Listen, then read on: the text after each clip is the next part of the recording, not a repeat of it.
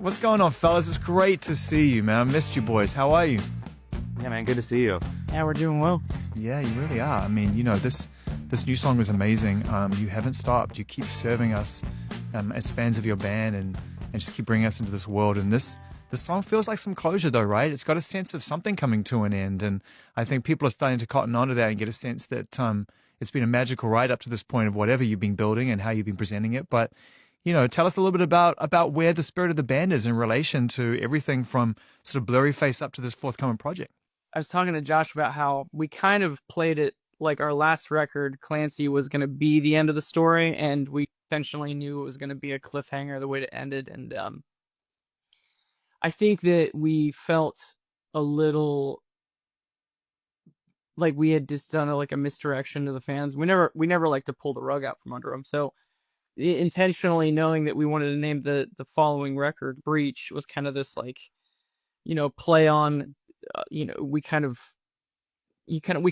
breached their trust a bit in a way that actually ties into the story that we're telling as well. So, yeah, it felt like it worked, but it is like officially this album, Breach, is the last album that's telling the story. The story will end with this one. Let me ask you this then, without giving too much away, because there's no point in breaching in creating the sense of like, it's not done, now it is done, and then kind of giving the game away. But was it a relatively spontaneous decision for you to continue, given that you kind of figured that Clancy was going to kind of wrap this up? I guess what I'm asking is, at what point in the timeline did you go, you know what, maybe let's breach? Well, we always knew that there were more songs to be added to Clancy. We just didn't know exactly, there was a moment where we thought we were just going to add songs to the record, and anytime I would tell someone that, I would go to my local coffee shop, and one of the guys that works there always asks how things are going, and I tell him, we're thinking about, we're gonna add some songs to the record to kind of like wrap it up, and he goes, "Oh, like a deluxe." Yeah, it's such a weird word, especially in this context, right? My heart sank. It was just like, that's how you describe fast food. I was waiting for you to say it, right? It's just like the great deal breaker, especially for this, because you've just built this beautiful, entirely immersive thing. And it's like, let's just snap you out of a spell and bring you into the record industry reality of deluxe. It's like, nah, man. And Josh and I talk about, like, there's no other way that really in our culture right now, with the way that we consume music, that's the easiest way to describe adding songs to a record is deluxe. And it almost makes it seem like they were songs that didn't quite make the cut at first or whatever. And we live in this industry right now is all about just trying to like add stuff to records to give them another like second, third life type of thing. And I'm not really, we're not into that. So we knew that this had to live as its own record and its own It would have album. been the first and only misstep in an otherwise flawless execution, Wow. Yeah. I don't know about that. You see all the things behind the scenes that you wish could have been done better. But from fans' point of view, since you arrived in 2015 with this particular era of the band, it's been fascinating to see you bring it to life. So I want to talk a little bit about, like, at this point, just what the undertaking of it all, because it's one thing to put an album out with artwork and visuals and things, and that's a beautiful creative exercise. But then you got to bring it to life live. And then you have to make sure that the messaging and the way you're engaging with people is in line with this. It must have felt at times very overwhelming in a great way, but still. Yeah. I mean, I feel like the big overwhelming part, I think, sometimes happens the day that tour cycle for an album ends, because it's starting from zero and creating a record and then putting a show together that kind of is the visual representation of that album. That's all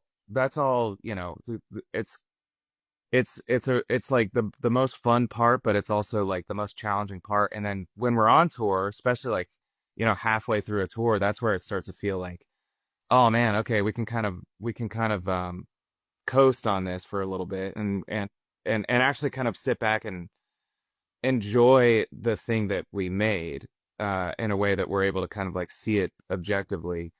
and then and then that tour ends, and then it's like, oh man, now it's kind of straight back to square one. So I feel like, anytime kind of that last day of tour, it's kind of like this bittersweet thing where it's like, man, we're kind of putting this portion of of the story kind of like to rest, but now it's time to get back to work. Well, I wondered if that's what prompted you to get back to work so fast, because you only just wrapped that particular tour up in the UK.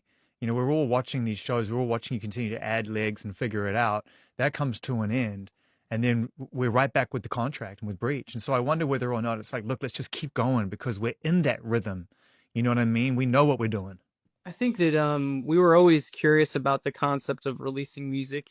We've been using the phrase in stride, because the way that we've been doing it up until now is we go away, we take a moment, we disappear, we come back with a record. And I think that I imagine like standing in a town hall or something and raising your hand and be like, okay, now we're ready to release a record.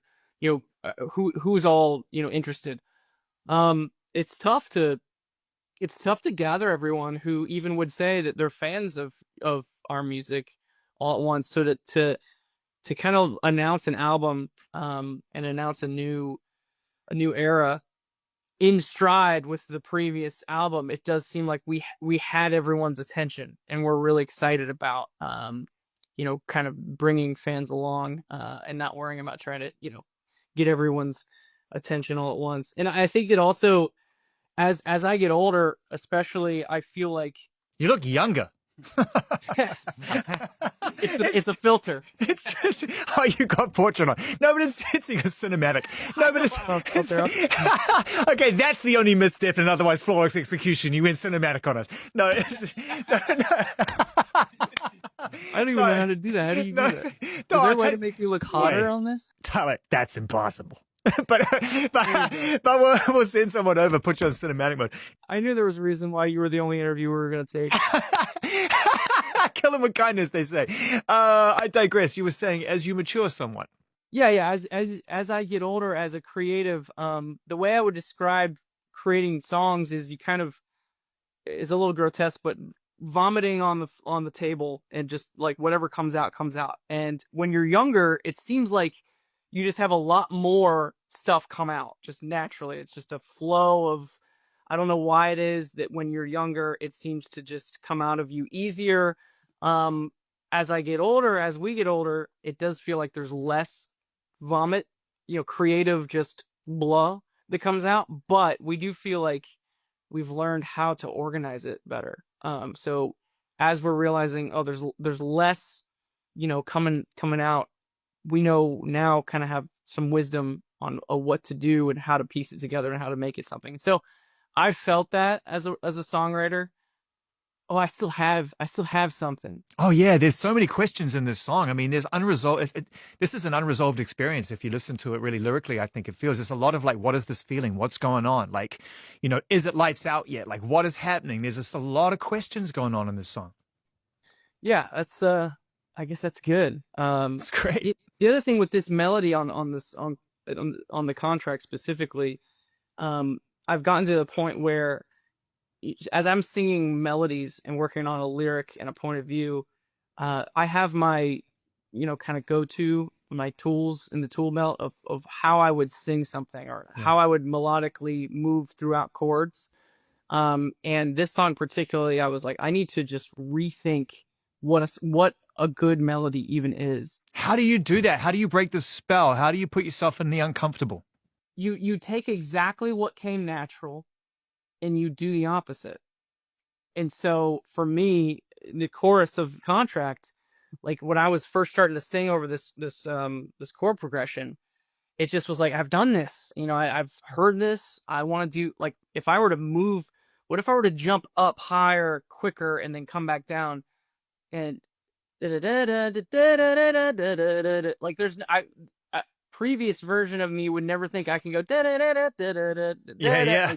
There's just almost as I'm seeing the melody drawn out, like I would never have done that. And I just really forced myself to kind of rethink, kind of rewire what I think a good melody even is.